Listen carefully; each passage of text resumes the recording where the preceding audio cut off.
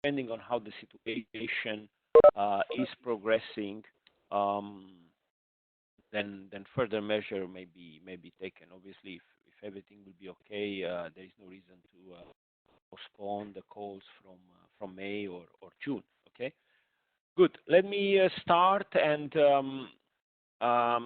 if Antonio and Jakob could monitor the chat to see if the quality is okay, then I will try to talk a bit slower. So in case there are sound quality issues, then that you try to follow. Sorry for this. If it's annoying, just let me know. Okay, I see here Francesco, quality is good here, so great to hear that. But look, just a few introductory slides that we can have. So we are talking today about Pathfinder, and FET Proactive, but also transition to innovation. It's already part of the pilot. So that's the focus of today. And obviously there is, together with Accelerator and the coaching and mentoring, let me highlight again that this coaching and mentoring and business acceleration services is available to both Pathfinder and Accelerator. Of course, for the Accelerator is more established, but there are a lot of extensions and new things even in store for Pathfinders. Now, in the Pathfinder, obviously, we are not starting from scratch. I think this is clear already, and we are building on the, let's say, the history and the successes of FET. FET Open has been from the first to be part of the Pathfinder pilot, and then we have the Proactive has been added already from 2019, and the transition to innovation activities have complemented the two schemes and filled a much needed gap. We just in February we have the on-site evaluation of the transition to innovation, the first T2I call, where I was quite happy with the feedback that we receive, both in terms of number of proposals, but also from the participants and from you as well. We will select and we will soon announce the results for around 13 projects, T2I projects, that will be the first ones to start. And then the program managers will join us soon, the first 3 or 4 of them, and then you may have seen the publication of call for expression of interest for the 5th program manager regarding the Green Deal, and we are counting on you to disseminate this information. So we will start in a first phase with 4 program managers. Okay. Now the EIC Advisory Board, it's already had 2 meetings. It's a great discussion atmosphere, teams with several working groups, and I think it's an excellent addition to the EIC and great contribution.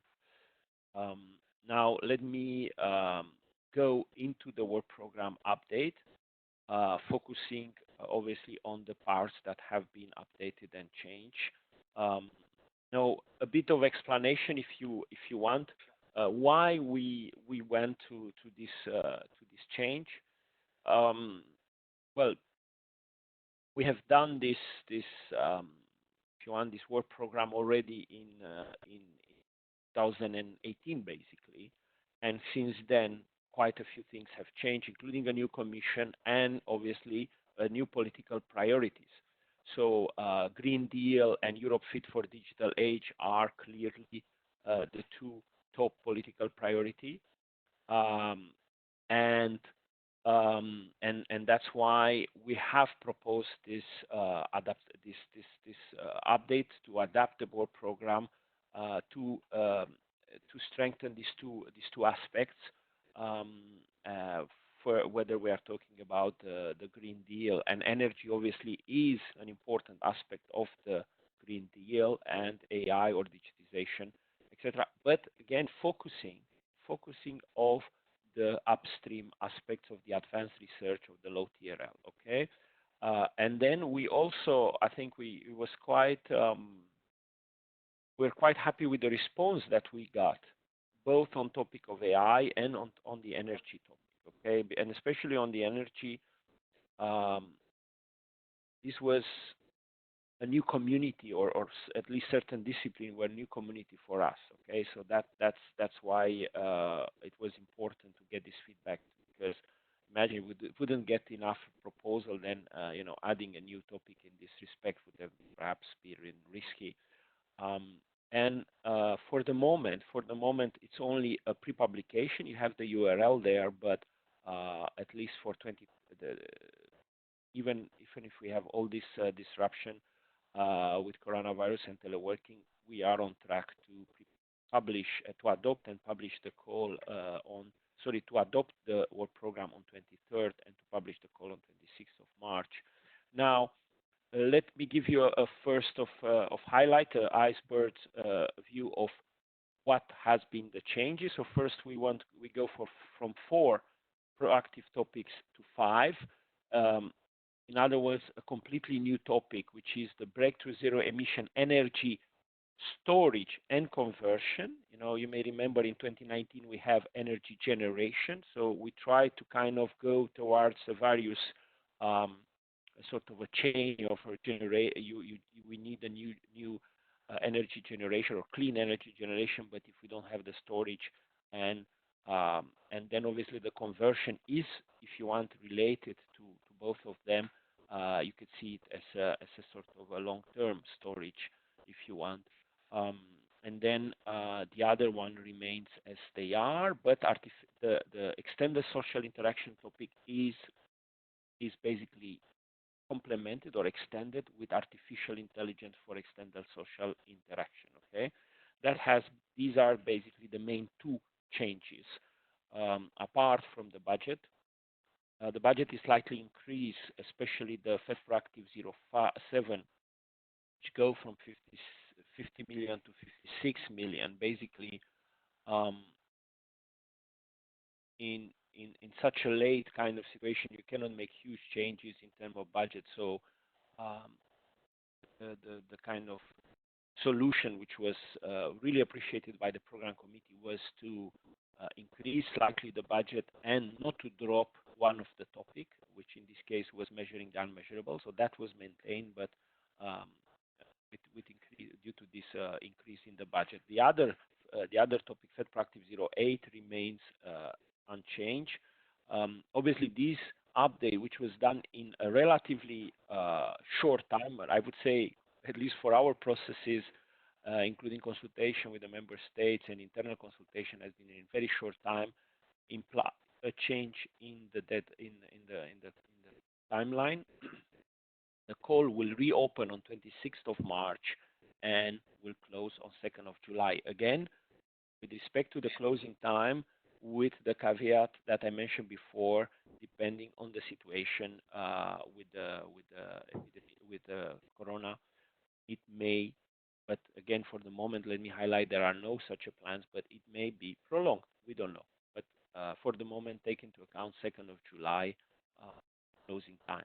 Now, let me go a bit into the detail. This is nothing new. Let's say the FET and the proactive specific challenges remain the same. The projects here intend to explore and, in the case of proactive, consolidate new technological paradigms. That's, if you want, the number 1 challenge. We want to do this in an interdisciplinary way. This is, again, the second hallmark of FET and Conservative Pathfinder.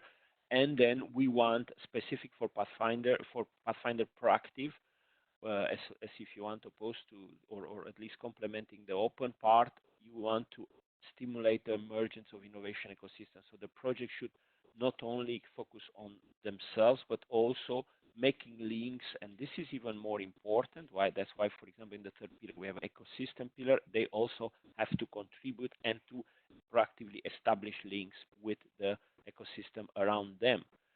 Okay.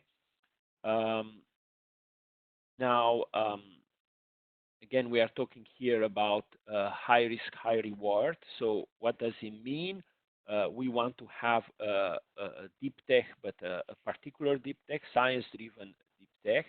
The proposals we are looking for should not be incremental research, and you may be surprised, you know, may say, okay, we know this. Yes, we know, but we see again and again that the proposals that we are receive are not always non-incremental, okay? And we'll see later on they are penalized for that. So really take this a bit serious.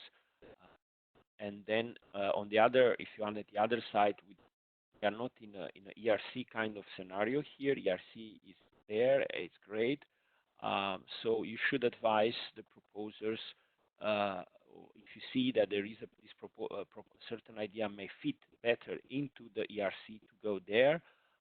And because if it's too, if you want, if there is no technological component, let me put it like that, then that might be not suitable in the Pathfinder, okay? And then we want to go up to a demonstration of this technology with a game-changing potential, because sometimes we see this, that there is too much focus for the research in itself and not comparing with say, we have other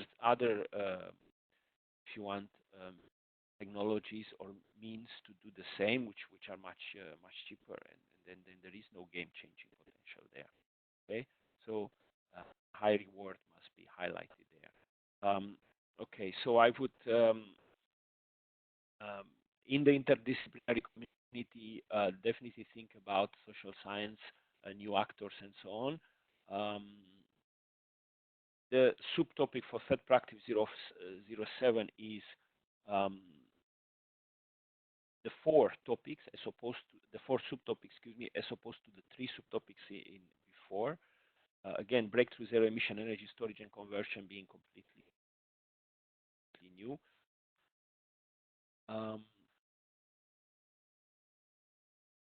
Now, let me enter into each of the four subtopics of the FET Proactive 05. So, AI for extended social interaction. You may remember in the past we have just extended social interaction. We looked in when we work on the work program, when we designed the work program at various future technologies, and definitely VR, AR was in quite a few indexes, so definitely there was a consensus there. Our advisory group also put this as a promising avenue for research.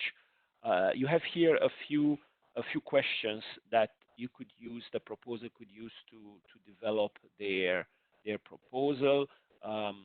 What is the next thing in the social media? I mean, we have already quite a few years now where the social media is permeating our lives, including on a personal level, family and friends. So we should be able to think critically what are the good things, but also what are the bad things and what are the European values. I think that's quite important to look at it. And then, for example, a question of transparency, accountability, trust. I mean, it's really there is. I was reading this morning a news about a report from AIS about how external state actors are using the latest corona crisis to attack the European Union and the basis of our society, subminating trust in the efficiency of our measure, in the efficiency of our medical service security, and so on. I mean, these may not seem as such, but they are important or threats to our countries and to our society. So Can we fix this? Can we, as a next generation, try to improve on that? Apart from the beginning, by design, so that we can, from the beginning, kind of stem the fake news and disinformation campaign. Okay, belief formation is an important aspect. You may have heard this also as well, but it was on the internet, it was on the Facebook. I heard it from somebody, from my friend or my brother and so on. And then we see that the long-term implications may not have been even dreamed of from the beginning. And these are important, critical questions that the proposer should take into account. Now, what should the proposal take into account? Explore this combination of AI and the immersive and interactive technology. Okay, you can consider this as a case of edge AI, again, put as a new trend, so that AI is moving from the core to the edge. Address the redefinition of the social interaction, address the trust issue, belief formation, and this organization dynamics. Obviously, we are talking here about huge reach and huge populations. Now, we are talking about human-centric AI, again, that has been put as a European, as AI form of AI that respect the European values. So we want more social intelligence, and we want to look into what are the perceptual and other factors that influence the belief formation, the self-perception, even issue of addiction. I think, again, after quite some years about social media, we can definitely see certain phenomena in this direction: addiction, acceptance, trust, and even safety and health. Now, if we move into the second subtopic of FET Proactive 07, again, this is a new one, and it's together with the AI, it's a concrete answer to a better align to the Commission priorities. So, if we start a bit with looking at what is the issue today, we clearly see that clean energy is one of the main challenges that we have today, obviously in Europe, but beyond. European Union has set, and this is quite recent, and warrants the changes, the update as well, ambitious goals. Okay, not only 2050, we clearly have some intermediate goal, and in autumn there will come more. And so having clean and sustainable energy is not anymore, and will be even more not a nice to have, kind of I like to have it and my competitor not. It will be a must for everybody. We see that there are current certain inefficiency and bottlenecks, especially in storage. I think we all agree that storage is one of the main barriers with respect to the, let's say, coupled, if you want, with renewables, whether sun or solar or wind. The current battery technologies are, are not ideal. Whether the battery capacity is insufficient, or that the cost and capacity are enough for the long-term storage and obviously distribution. Okay, so it's clear that we need a more, let's say, a different technology, whether it needs to be compact, portable, and obviously zero emission as well. And then the conversion, if you want, you can see it also as a long-term storage aspect from that angle as well. Now, what do we want in this subtopic? Well, we want to have early exploration. Again, we are here in Pathfinder FET, so we are talking about early TRL, about for the new forms of thermal or electrical storage and conversion. And let me highlight again that we had a first in 2009, a first quote with quite a big budget, minimum 35 up to 52, if I remember exactly, and we had quite some proposals there. So more the generation aspect has been covered, of course. Now we are talking more about next, if you want, next in the chain about the storage and the conversion. Okay, so there are certain requirements that the call text puts forward, namely clean, obviously compact, and the target. So it's might not be immediately, but the target, it has to be relatively low cost, because otherwise, obviously, may risk not to be adopted, and will be a great technology, but be applied. And then obviously we want to have, we say minimal, but ideally without use of rare or toxic materials. Okay, so the equipment or the technology should allow decentralized or mobile or portable use.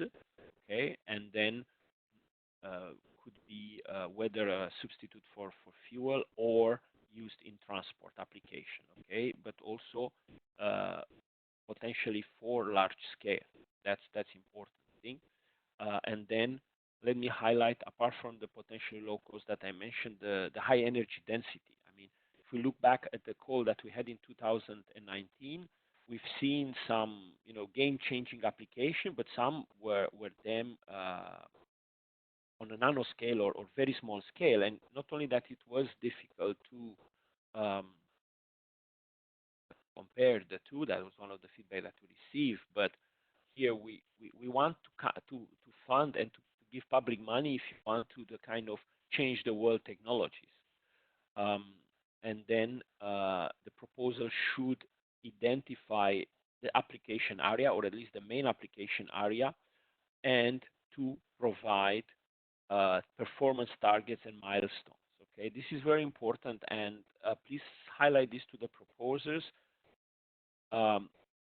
And the evaluators have, I've again experience from the previous call, have sanctioned the proposal that did not respect this requirement. So it's not a nice to have. It's clearly required in the text. We will highlight this need again in our briefing to the evaluators, and whoever do not put this will do this on their own risk. Now, again, we want to have a new technology for storage and conversion, putting together interdisciplinary teams, and again, in the consortium and with interaction with outside consortium, lay this foundation of the innovation ecosystem. Some examples, because otherwise it may become too abstract. But again, let me highlight that these are just some ideas, some direction. It's by no means exhaustive, exclusive. So first, we want storage. Some examples: storage and conversion of clean energy, whether it's coming from wind or solar or geothermal. That's one direction. Solar fuels and solar chemicals. This is the second direction, covering if you want, the conversion aspect. For the moment, the main if you want,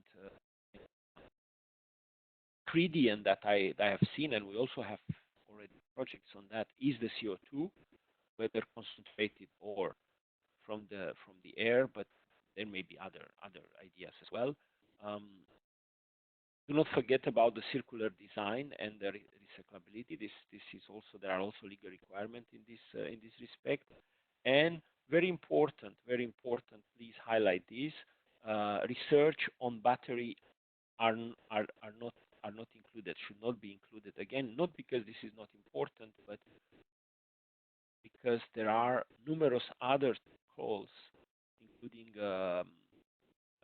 low TRL, high TRL, IPSE, you name it, on batteries. So they are definitely important, but there is already much bigger amounts. And you may, when I say this, you may have had, if you want, you may have a deja vu kind of impression, because I was saying the same thing with the previous call in 2019. Then we get the extra budget, then we remove the limitation. So I hope you are not confused, but here it is clearly, I mean, the call will open in a few days. So unless something dramatically here happened, the batteries are not in scope for FETPROACT-EIC-07, okay? Just to be clear.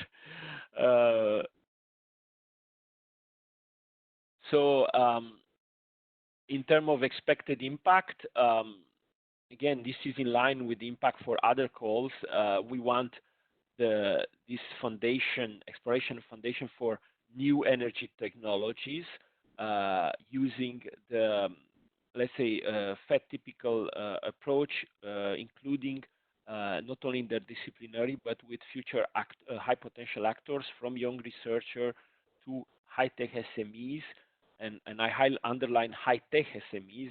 We are not, I mean, not any SMEs, but the ones that are interested in this domain and intensive, research intensive. And first-time FET participants, whether we are talking about, let's say, young researchers or researchers from widening countries, women, and so on and so on. Okay. Now let me stop here, because it's a bit difficult to keep the concentration if we have a long time, just basically monologue. So I will stop here, and I invite you to for a intermediate Q&A. I will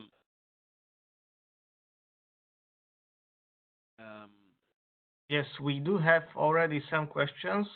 The first one being whether we will share the slides.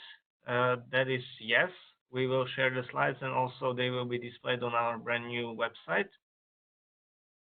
And then there was a question about the AI interaction for security-related and social aspects, for instance, for de-radicalization of youngsters and reintegration of people coming from prisons. Sorry, can you repeat that one a bit louder? Yes, there was a question coming from user MMGA. Can the AI be used for social interaction, for security related and social aspects? For instance, for de-radicalization of youngsters and reintegration of people coming from prisons, or is it too applied? Was the question. This was the question regarding the AI and the social interaction. Well, if I would say, let me go back a bit and look at the lessons learned from the human-centric AI call, which were quite a lot of proposals were judged very harsh from by the evaluator, saying that they are not coming with any breakthrough, any new technology, new paradigm, new algorithms in AI. They are just applying the current algorithm, and as we all know, these are coming from the 70s and so on. So you have to take into account here what will be the novel aspect in AI and what will be the novel aspect in interaction. Okay. So it's from that point of view, it looked a bit, excuse me, it looks a bit applied. At the same time, the reason, I mean, using AI, for example, we all know that is almost the only way to spot radical content on the huge platform. Okay, so from that point of view, sounds very suitable to apply AI for that. But think a bit what would be the novel aspect, okay, so that you have a bit of non-incrementality here, because if you just be, okay, a novel use of AI, or at least, sorry, to have a using of AI to this particular field, which is very relevant, I agree, may not be enough for a call like FET, like FET Pathfinder in general. Okay. Okay, there is a new question regarding slide 19. Able to develop market potential and new tech. Pet technologies are very far from any market yet. How could this be tackled by the proposal? Look, let me. This is an excellent question. We are talking here about, let's say, potential, so potential impact and so on. It's not easy. You are right, but you can give some examples, okay? And for example, if you, I think it was not in this, it was in this slide, in slide 16, where you say identified application area. So it doesn't necessarily need to be exclusive, but you could choose one, again, with whatever information, and at the end of the project, it may be different, but at least there you would say, look, this could be applied to this potential application area, and there the impact will be in this and this way, okay? So it is not obviously easy, but we are asking you to make this effort, okay? And also, this will help you to judge if this technology, will have a game-changing potential, because it can be a wonderful, I don't say theoretical technology, because that's a nonsense, but a technology that is great and even scientific, but then will not have a game-changing effect or even potential, because it will stand no chance compared with even not necessarily with existing one, but even the one that are in the pipeline and will be there in 1, 2, or 3 years. Okay. Okay, there was also one question regarding the TRL in topic B, and also about the topic B, whether the technologies like hydrogen fuel cells be in the scope of the call. I would say hydrogen fuel cells are not in scope. First, they have been in scope of the first call in 2019. But here we are talking about storage, okay? As far as I know, a fuel cell, it's not a storage, it's more the generation part, okay? Okay, that should be everything for now. So we can proceed with the presentation, and then we can get back to questions later on. Okay. And there are also new questions about storage and conversion, and whether the fuel cell conversion is also Between the conversion and generation, there is a certain overlap, but the main, you could say, yeah, a fuel cell is converting the hydrogen into energy, okay? But again, the goal there is not the conversion. The goal is the generation of the energy. So the main goal is energy generation, and the conversion is the mean, okay?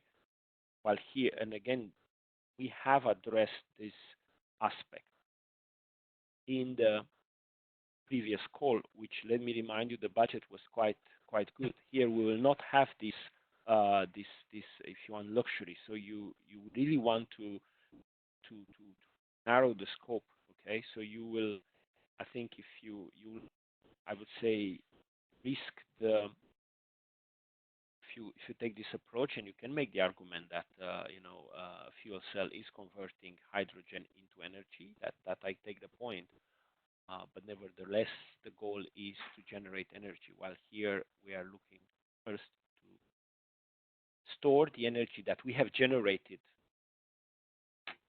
already with whatever solar, wind, or even the new things, and then to convert this, let's say, the energy generation on the long-term approaches. Okay. Good. So let me continue. If there are no other questions with the other slides, and then there will be a longer Q&A at the end. And then if you have other questions regarding including the first topics, yes, of course, you are free to. Now, the subtopic C, and again, let me highlight that this has not been changed with respect to the previous call,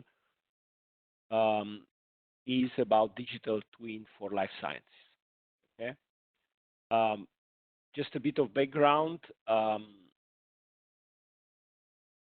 We put there a bit of definition from media. Again, when we look at various top 10 technologies, digital twin was also among them. And digital twin in the industry, if you want, is something that is, well, not current, but it's already more established. We have a few examples from the engineering world, from Siemens and IBM, et cetera, where they are making use of them. And now, basically, we see that this concept is migrating to other areas, okay, that are more challenging. So I've seen examples, or I've seen talking about, having a digital replica of an engine, like airplane engine, or even like a ship or a submarine or whatever, and all these kind of advantages that you could have in terms of impact, predictive maintenance, you name it. Okay, so from that point of view, these are quite. It's relatively established. Of course, its progress is happening, but we want to do this to the next thing that may come in 5 years or 10 years from now, namely digital twins for life sciences. Whether we are talking about an organ, whether we are talking about about the whole body. I mean, the call is providing certain flexibility. Let me go into detail, a bit more into detail. So what we try now is to extend the digital twin concept to the non-engineering world, and here we have split it, if you want, into two as parts. First, the core challenge would be to design, to come with this the digital twin first, and then to keep it updated, starting from various sources of data, models, but also having a two-way communication. Okay, so it's not only the statical aspect, but also the dynamical aspects. Okay, using all kind of information and sensors from the real life object, what we call the biological counterpart. Okay, and here we are mentioning the artificial intelligence again. So here it's advanced AI, if you want, is more the mean. But this doesn't mean that it doesn't exclude advances in the AI that would help in this respect. Okay, but the main focus is about let's say the achievements of the biology and extending this rather than and using AI. Okay, and then we say that a further challenge. So stop to the core challenge. That's okay. That's okay. And then if you want to go the extra mile, is to look basically into the future. Okay, to look into the dynamics for predictive.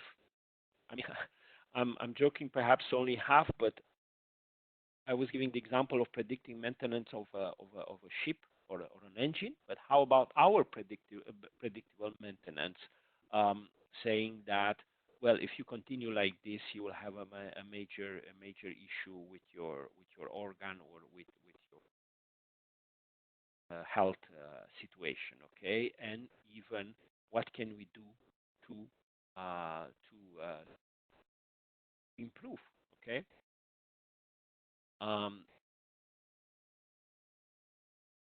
Now, this is obviously challenging.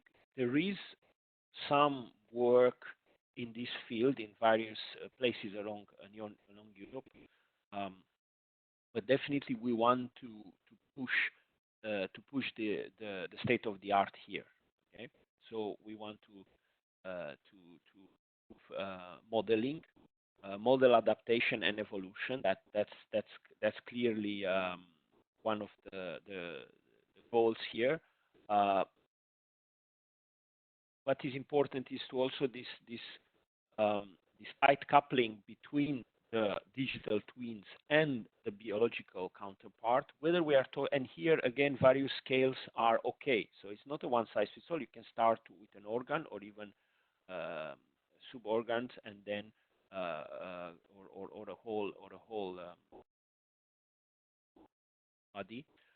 Whether we are talking in vivo or in vitro, okay, that's hybrid twins or body on chip, organ on chip. All these things can be used. Okay, obviously sensing, monitoring, and imaging is important to have this bidirectional aspect.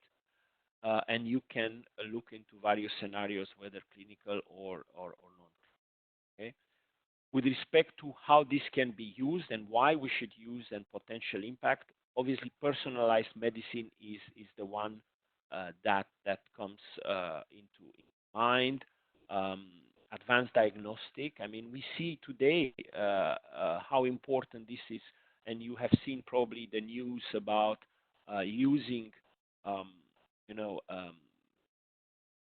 high performance computing to do advanced diagnostic to filter various molecules that could be, or basically to do a filtering about that molecules that could um, interact with the latest coronavirus, um, prevention, and so on. Okay, and obviously, as you are probably used with our requirements, ethical implication should be taken from the beginning. Okay, and also what is possible to be done, because we have seen certain projects, of course, with all the best intention, that they say we'll do this and that by the end of the project, and they were not able to do it because the authorities in the member states did not allow them to.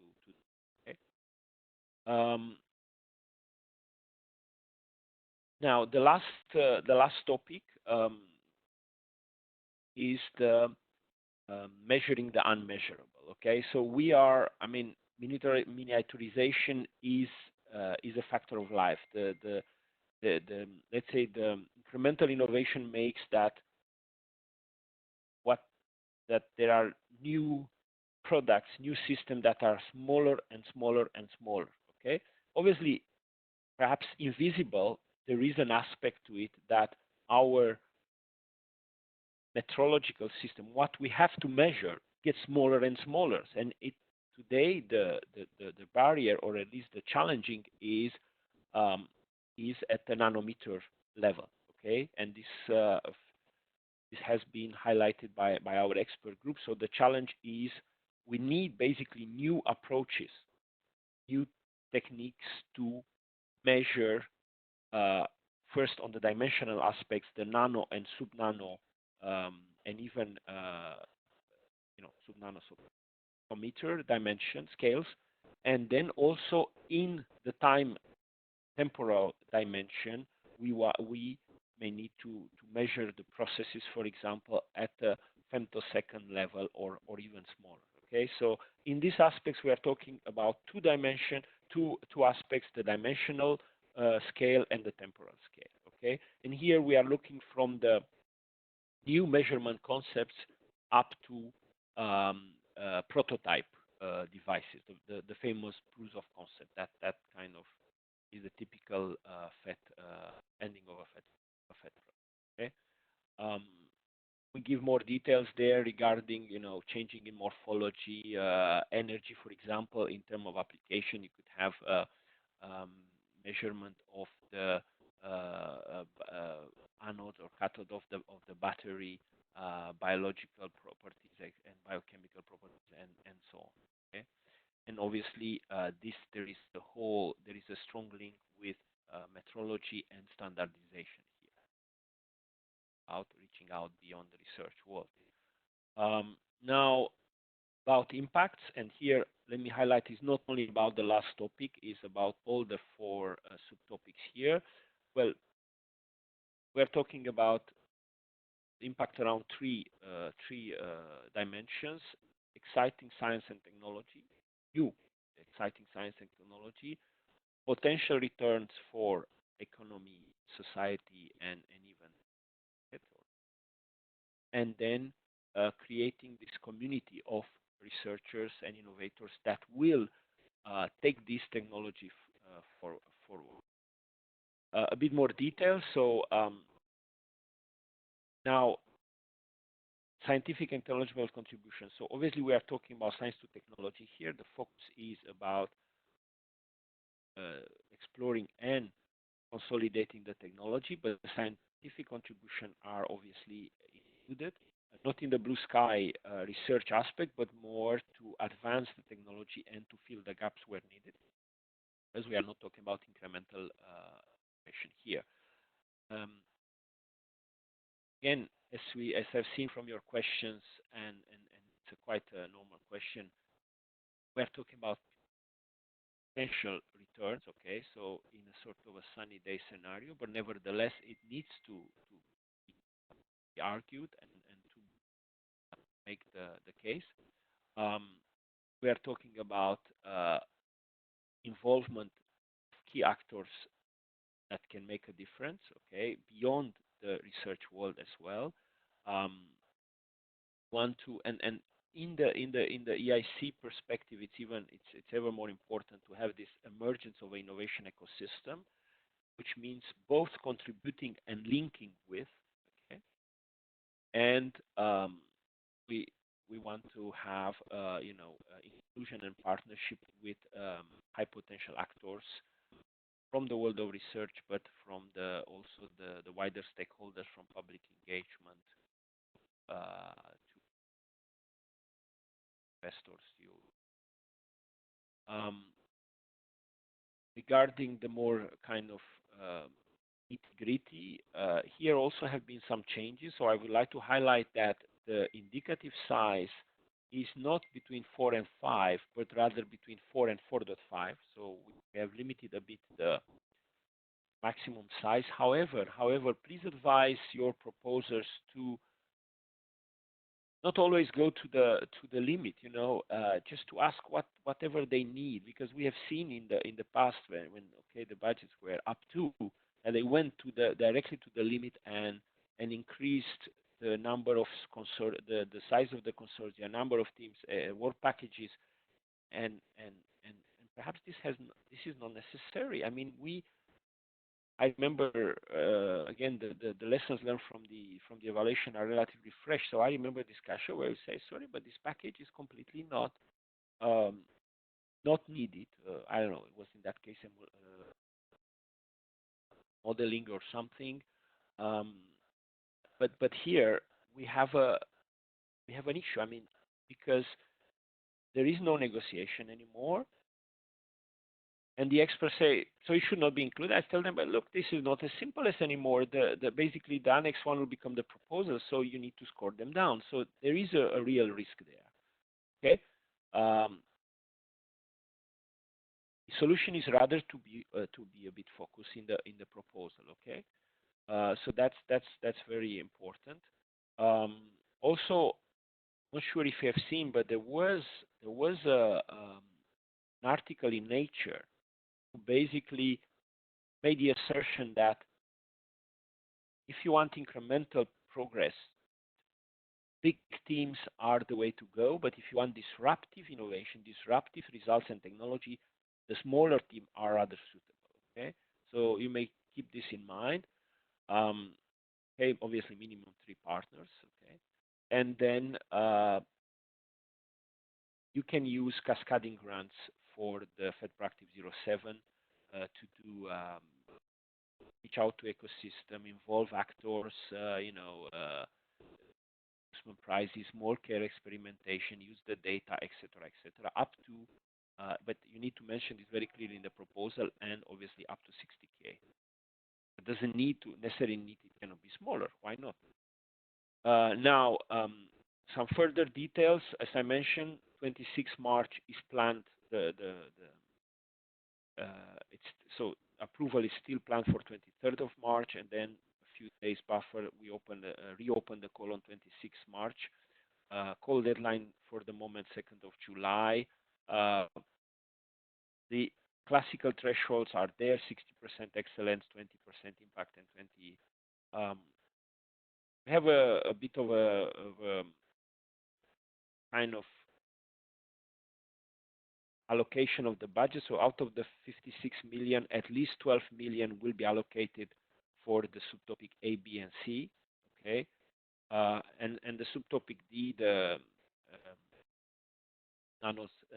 measuring the unmeasurable, will have maximum 2 grams. Okay, so again, this was a bit the if you want the compromise, the solution not to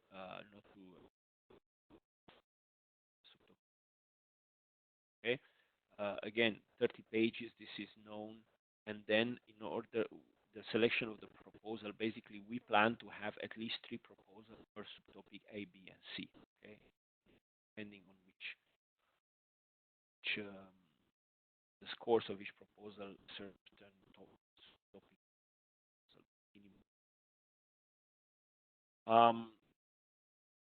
I will perhaps go to FET Proactive 08 unless there are some urgent questions.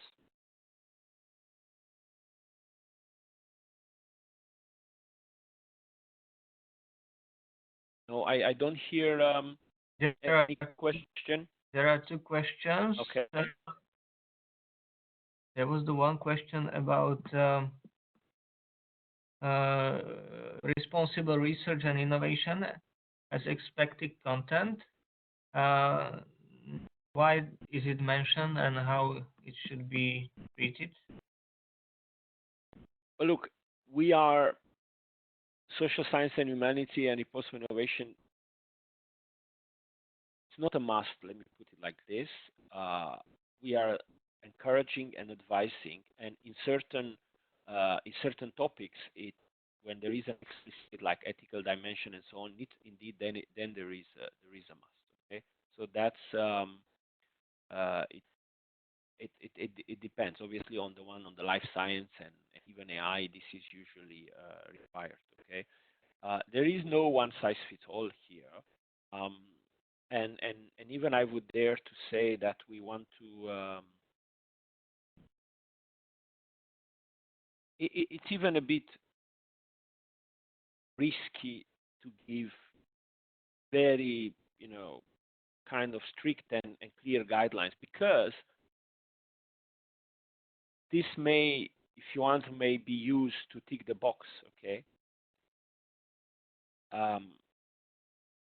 And just say, yeah, look, this is what you ask, you have it, and that's it. I would turn it the other way around. I mean, if you are a responsible researcher in that area, you will know what are the ethical questions. What we see very often is that, because after, as you know, after the main evaluation, there will be an ethics part, okay? But this is more into the structure. Do you have an ethics committee? Do you have this forum and how you can and flag and you do a review and independent experts and all these kind of things? But what we see very often is that the evaluators, the experts themselves are saying, look, this and this aspect is important, which goes beyond the processes, okay, beyond the structures and so on. So we are quite confident that the people that are the experts in their domain, if they want and they have to take this into account for real and going beyond ticking the box, they know how to do it. Okay? So my only guide would be just go beyond the ticking the box and find the right balance between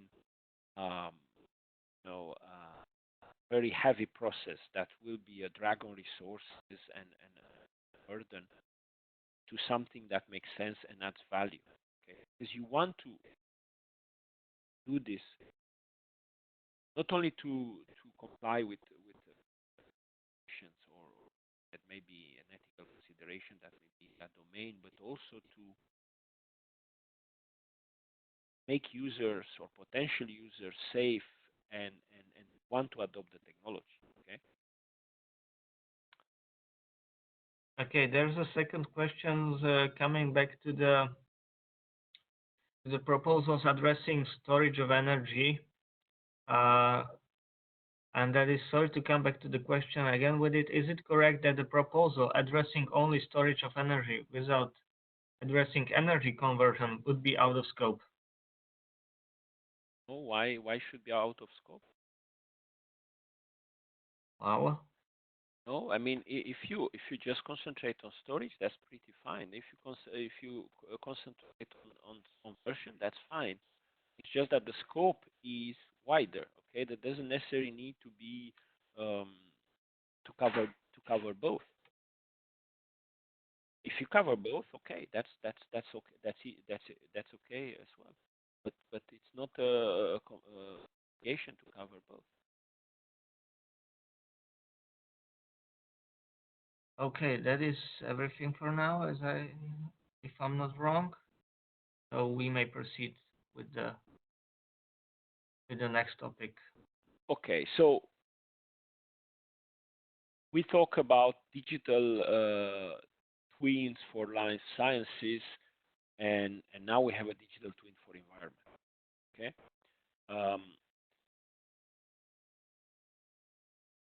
So here we want to see how this concept can be applied to the environment. Okay, and whether to have a deeper understanding. Okay, basically having better models, better complex and models, whether and to test them and to validate. And the second aspect, which is related to that, to have, let's say, better and sustainable sensors and monitoring feed. The, so we realize that itself, it's any of them are challenging enough, but we really need both to have a successful digital twin in a similar way as in the life sciences you this interaction there. So the first subcomponent is we want new techniques and new models for and dynamic models to track the and model the environment. Okay, that's the first component or the first subcomponent where you try to combine various observation remote satellites or in the environment itself, can be air or whatever. Various other sources of data, including behavioral, economics, and so on. But also the interplay between of these dimensions of the various dimensions from the policy to economic and human. And the others, the second subcomponent is the monitoring aspect. Okay, we want, again, this is Pathfinder, so we want radically new approaches to monitor in situ monitoring, whether we are talking about in situ sensing technologies from various environments, from air, water, name it. Don't try to do everything. Just you could ask yourself what is missing today, whether because it is not easy to do it or is under monitored that you do every either time. But also critical parameters. Again, it's about see that you are responsible sensors, in other words, that are respecting the environment. For example, after their let's say they are at the end of their life cycle, what will happen with them? You have batteries there. You leave them in the water, or are they biodegradable, or these aspects like that.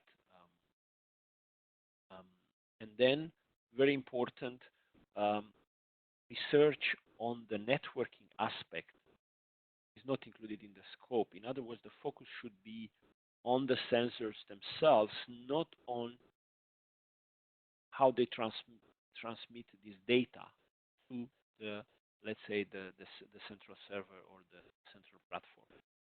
And this is an important aspect. Obviously, if that would be the case, then it's a world in itself. And here, you might say, okay, this is clear. But I remember we got a question saying, can you use this and that to do monitoring? So this aspect has implication beyond what it means with the networking aspect.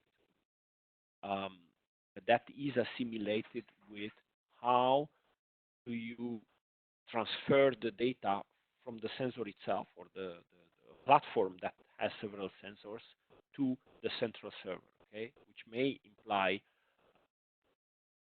other aspect than pure networking, wireless, or okay. Now, this project should be up to 4 million, so not 4.5, but 4 million. Again, the same consideration apply with ask what you need, and if it's less than 4 million, focus your proposal on the main aspect. Don't try any things.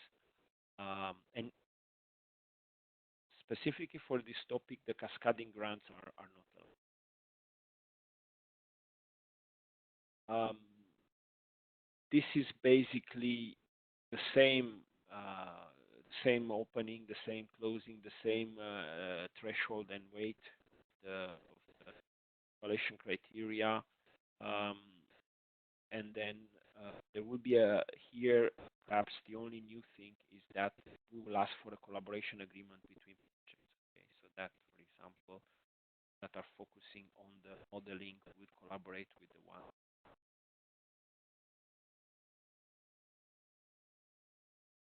Now, I put this slide here not just to repeat again the various opening date, closing date, but to mention, we'll not discuss about it, but we'll mention that we still have a FET open call for 2020. Okay, the closing date, 13th of May, not be postponed, but that's something else. It's not far, but what is important is the budget, which is the biggest ever, I think 193 million or 97, so close to 200 million euro. This is an important budget, so we need good proposals there. So don't FETPROACT is not the whole thing. There is a much bigger budget in FET Open. And then also associated with the FET Opens, there is the FET Innovation Launchpad. This closing date is much later, in 14th of October, as you see. And also, we are definitely encourage you to encourage the FET projects to apply. The success rate is quite good. So we definitely, and this year, there is no transition to innovation, unfortunately. We clearly have seen that transition to innovation has impacted Innovation Launchpad. Now there is no,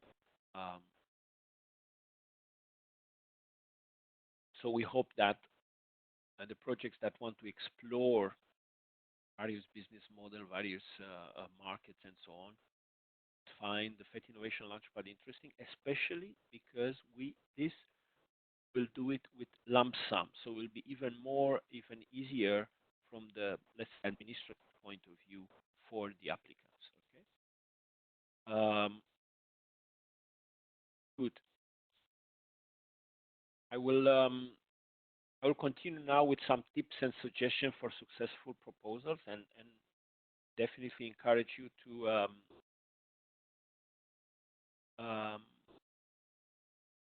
to pass these tips to your proposers. Um, First of all, let's not forget that we are talking about even we are talking about EIC Pathfinder. We want to have these high risk, high reward proposals that are moving from cutting edge science to really radically new technologies, just incremental technologies. Okay. Um, and we definitely encourage. I definitely encourage your proposal. Check the webcast if they didn't. Now, um, a bit more concrete. So,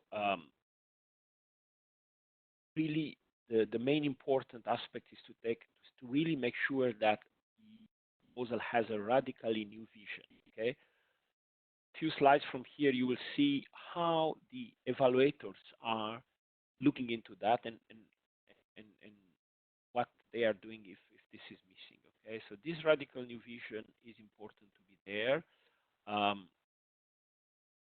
You want to be concrete. Okay, so you want a concrete breakthrough target technology, basically. Okay, with an ambitious research interdisciplinary team. Okay? These are the important aspects to take into account. So these are the main three aspects to take into account: radical fusion, concrete breakthrough technology with a multidisciplinary team.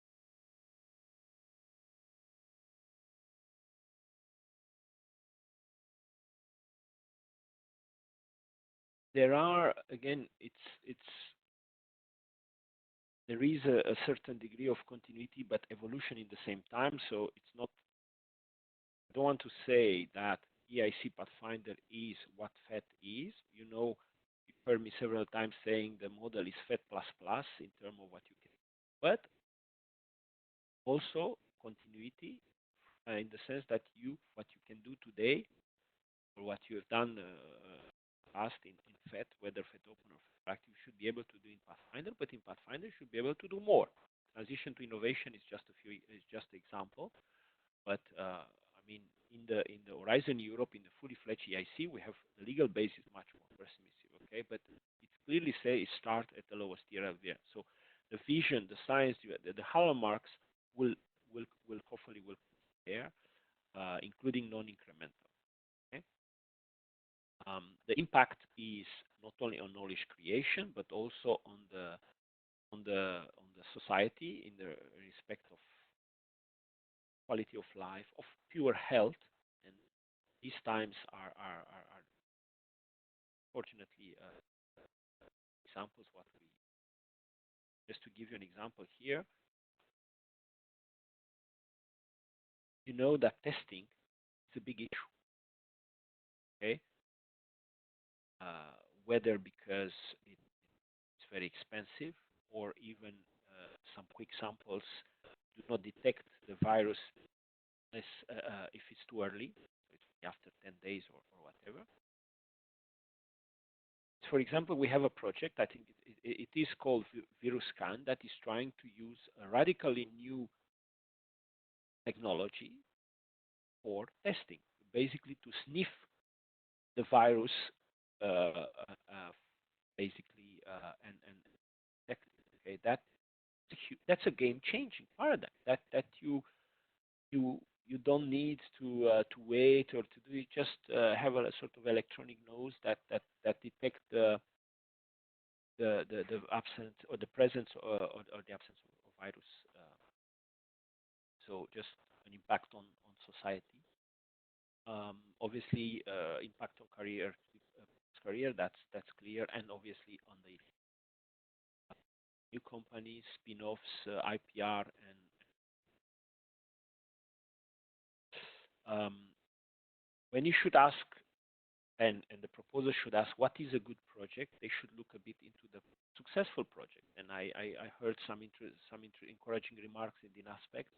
For example, we have um,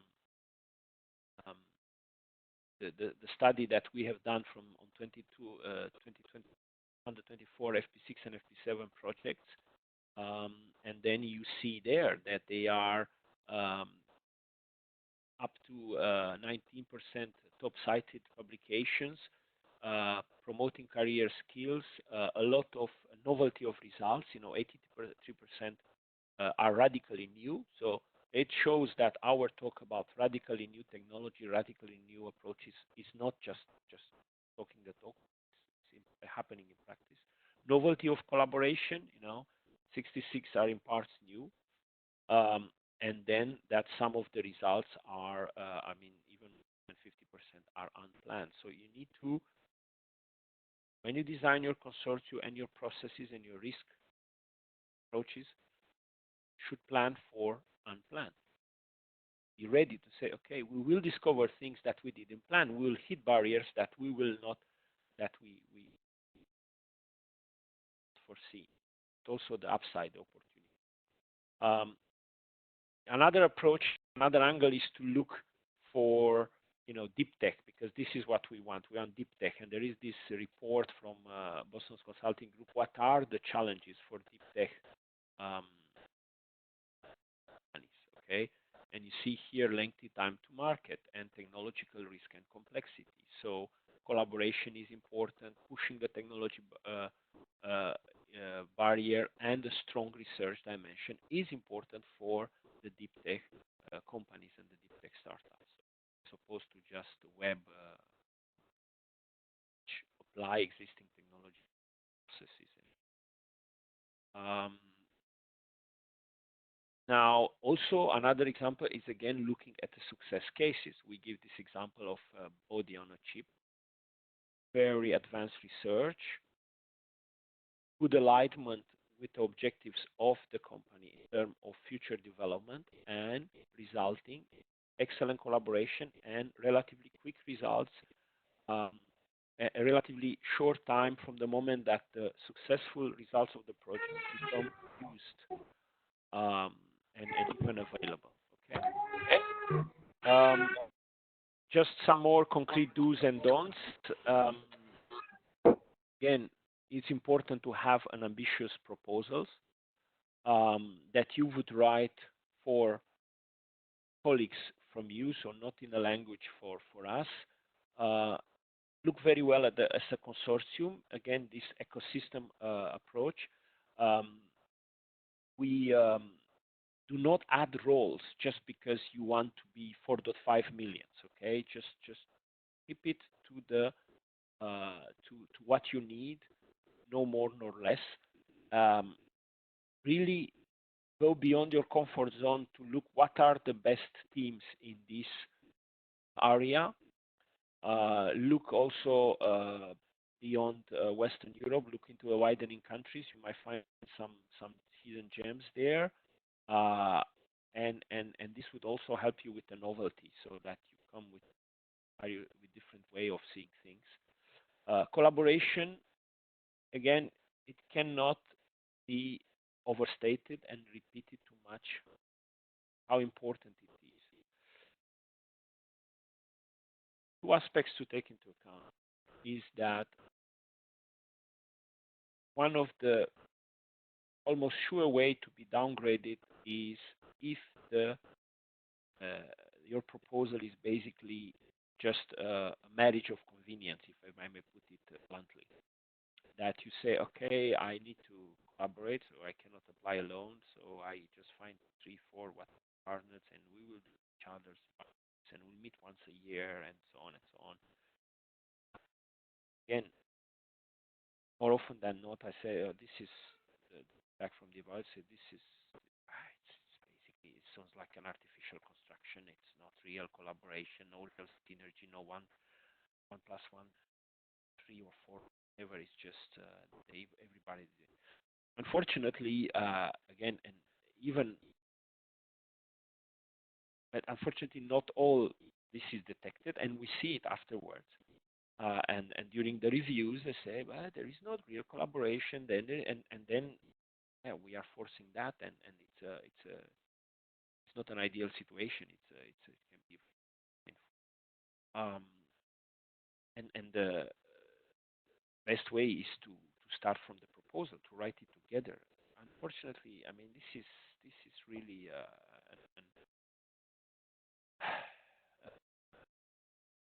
practice should discourage a lot. I mean, not a lot. Sorry, some we have seen cases. Let me put it like that, where the main pen holder, is just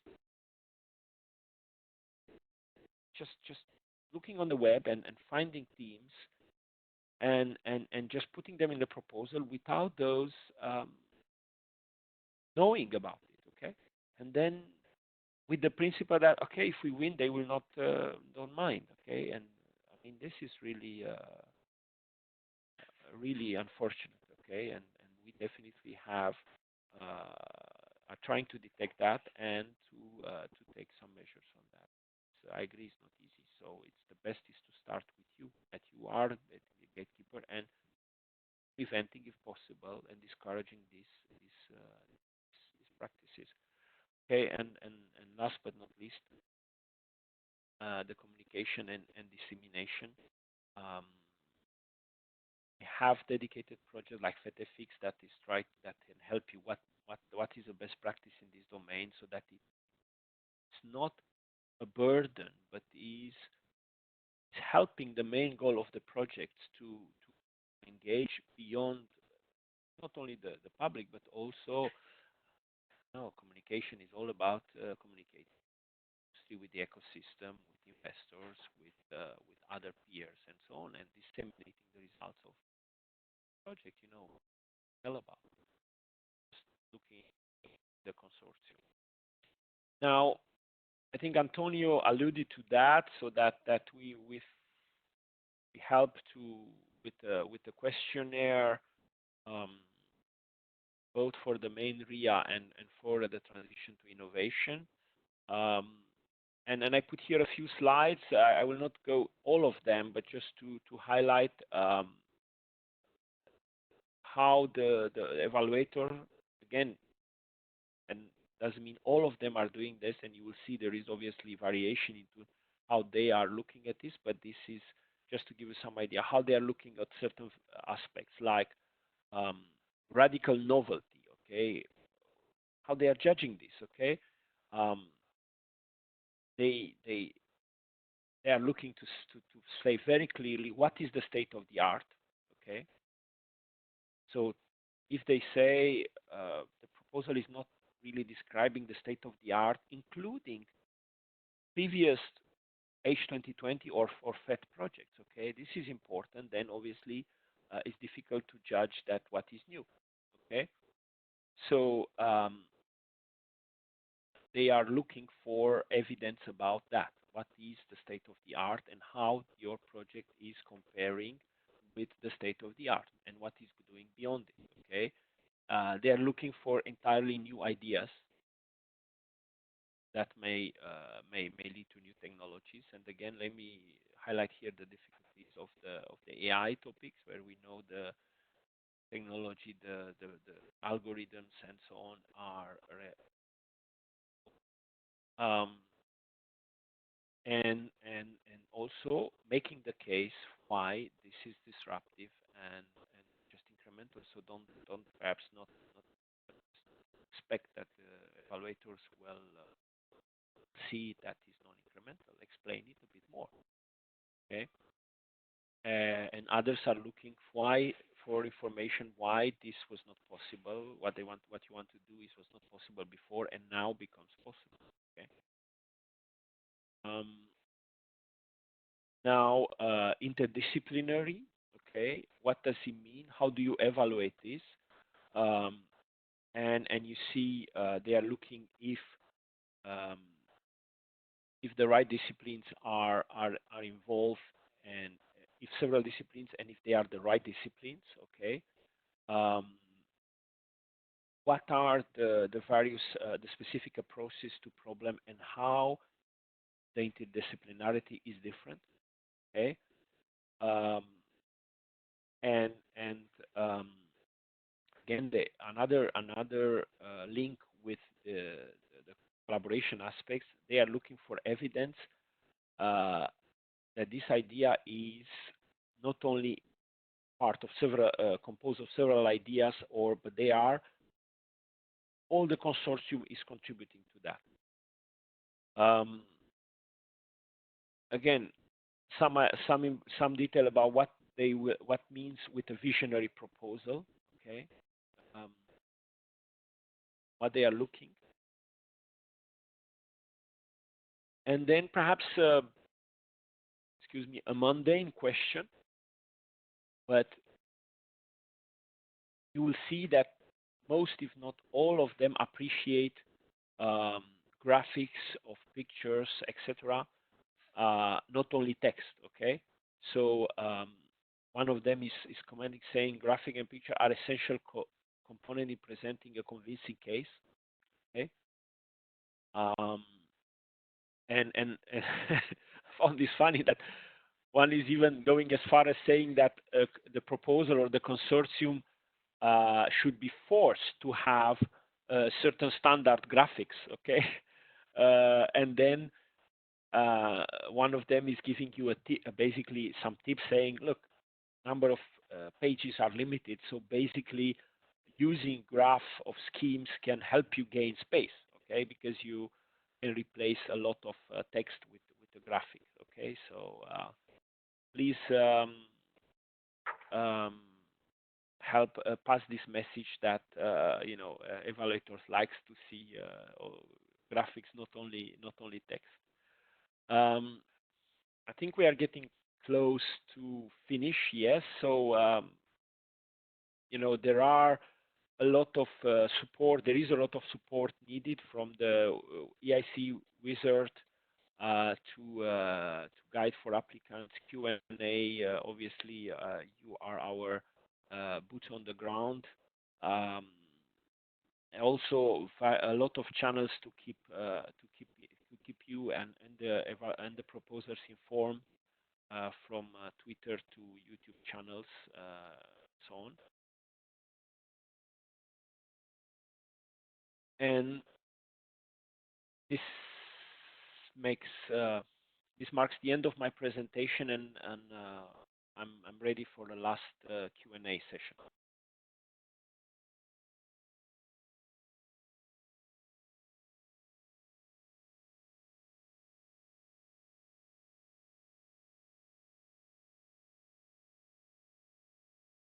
Jakub?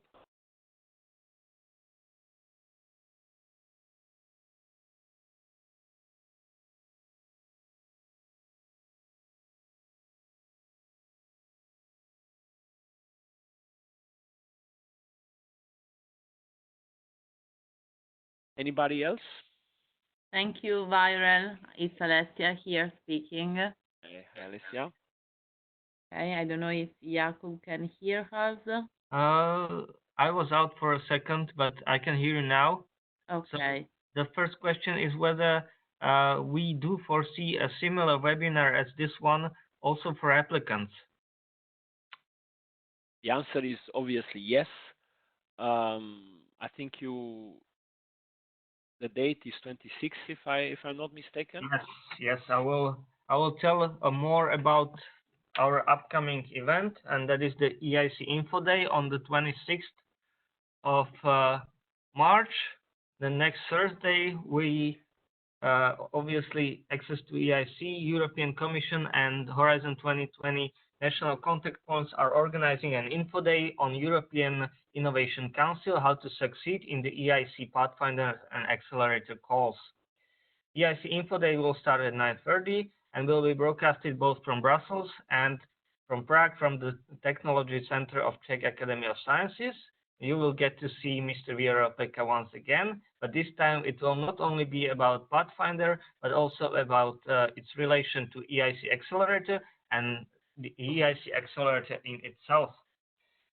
There will be both morning and afternoon sessions. You are kindly invited to take part, and also your clients, the proposers. I will post the link in the chat window in the right side, and I'm sure we will communicate on this matter later on this week. So everyone is kindly invited to take part in this much bigger event where we'll go in deeper depths of calls. And I'm posting the link to this event right now into the chat window. So, and indeed, let me also add that with this occasion, hopefully my colleagues will be present. Also, we have a bit more time, so Walter has a review in this in the same time now. But also other colleagues maybe present to their topic, so you will have a supplementary. So we are adapting to trying. Okay, there is another question about the deadlines and whether they will be postponed because of the current situation. So up to now, the deadlines that are in April are postponed with 1 or 2 weeks. And depending on how the situation will evolve, the deadlines in May or even the one in June may be postponed. At this time is just the one in March that they are postponed. Okay, so please except let me highlight IMI, Innovative Medicine Initiative, and Accelerator. Okay, IMI for obvious reasons, and an accelerator for say strong reason related. First of all, it's not a one-off deadline, so there is a other cutoff a bit later, and if we postpone that, then everything will have to be postponed, and it's a nightmare. Okay, so these two deadlines will not be postponed, Accelerator and IMI. All the rest will be postponed, but only the one that will close in March and I think beginning of April. Okay, for more may be postponed depending on how the situation is. But there is not, let's say, a blanket that everything from now till the end of the year will be postponed. For sure not. Okay. Okay. So there is one remaining question. Francesco asked whether proposals in subtopic A should address both social and environmental evolution, or is one of them enough? Which subtopic from the environmental intelligence? Yes, subtopic A, and whether they should address both social and environmental evolution, or one of them is enough. Well, I would say one of them is enough, but definitely the focus here is on environmental intelligence. Yeah. Okay. The environmental aspect. Okay. So there seems that there are no other questions. I hereby thank you for the very thorough presentation. I remind everyone that is watching us that this presentation is indeed recorded and will be posted on our brand new website. So you will get to rewatch it, and we will stay in touch. As I said, there is an upcoming info day with Mr. Peca, who is one of the presenters of the upcoming info day. So you will get to see him, and hopefully we will stay in touch. Can I ask you a bit of feedback also with the eye of the info day? How, and I'm not only you, Jakob and Antonio, but also other participants. How was this done? I mean, was it okay in terms of quality? Did you understood and so on? Should I speak too slow and so on? Everyone can post his answer in the chat box. Yes, yes, in the chat box. And for my part, it was fine. I can hear quite clear that I think that those people that had some issues, those were related with low bandwidth and maybe slower internet connection, but otherwise we were perfectly able to handle up to 80 participants at the same time. So I'm hoping that with the huge info day on Thursday, 26 March. It will be the same thing, and the system will handle it just fine. Okay, good, thank you. That's great. That's great. That's great to hear. From my side, it was good that everybody has the mic mute, the mic mute. I think this will be a challenge when we will increase the number of participants. So the load, I mean, will be challenging for you to make sure that this is this is happening. Thank you. Thank you very much, and see you next time. And thanks everyone for seeing us, and good luck. Good luck with the current situation. Bye bye. Take care. Thank Take care you, all of you. Viorel. Bye. Thank you, everybody. Bye.